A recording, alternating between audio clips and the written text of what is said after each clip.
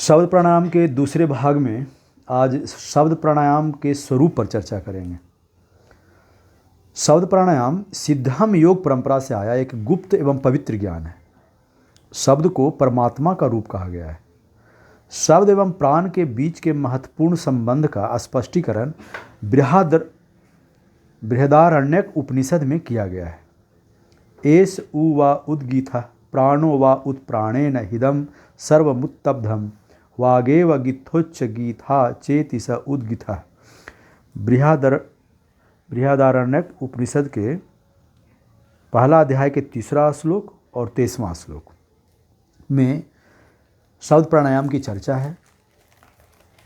इसमें श्लोक में कहा गया है कि प्राण उद्गीत है। प्राण उत होकर प्राण के योग ने ही शब्द धारण किया है।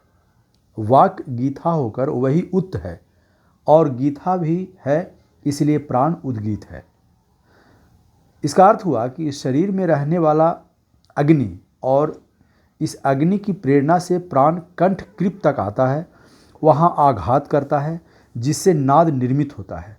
इस नाद या शब्द के साथ प्राण का नियमन ही शब्द प्राणायाम है।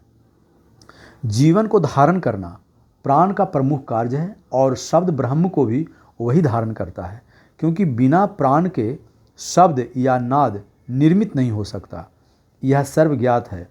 उत यानी धारण करना और गी यानी नाद प्रकट करना, यानी शब्द प्राणायाम का सूत्र है तस्य वाचकः प्रणवः। महर्षि पतंजलि ने इसे ही ईश्वर ओंकार प्रणव कहा है। सोहम ओम का ही दूसरा नाम है। इसका भी अर्थ परम रूप एकात्मता एवं अद्वैत ही है। शब्द प्राणायाम इसलिए विशेष ध्यान साधना है।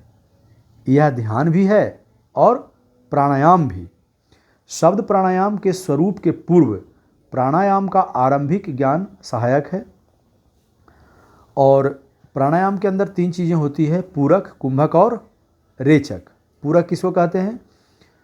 श्वास को जब हम धीरे धीरे अंदर भरते हैं तो उसको कहते हैं पूरक, और जब सहज अवस्था में श्वास को हम रोकते हैं तो उसको कहते हैं कुंभक, और श्वास जब बाहर निकालते हैं तो उसको कहते हैं रेचक। रेचक मतलब खाली करना।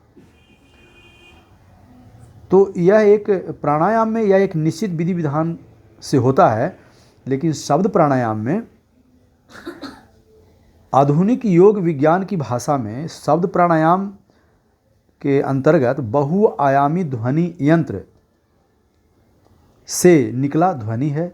शब्द प्राणायाम द्वारा निर्मित ध्वनि शरीर में सुसंगत कंपनों का निर्माण करती है और वह कंपन सारे शरीर की कोशिकाओं को प्रभावित करती है, जिसके कारण शरीर की कोशिकाओं में आपसी व्यवहारों का संचरण में विकास होता है।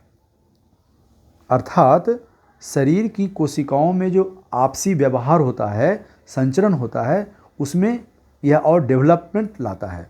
शब्द प्राणायाम एक शानदार ऊर्जा परिवर्तन ट्रिगर है, यंत्र है।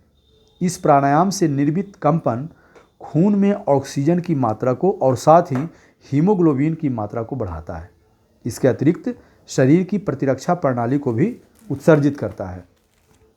तो इस प्रकार से हम देख सकते हैं कि प्राणायाम सिर्फ एक ही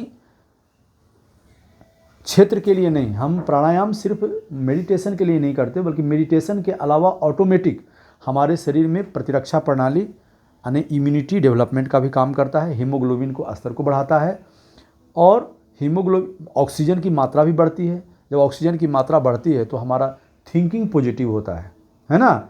और प्रत्येक सेल जिसमें मेटाबॉलिज्म का प्रोसेस होता है वो बिना ऑक्सीजन का नहीं हो सकता, तो हमारे प्रत्येक सेल में मेटाबॉलिज्म के प्रोसेस को भी यह इंक्रीज करता है। अगले भाग में कल हम लोग और इसके आगे बात करेंगे। धन्यवाद। Thank you.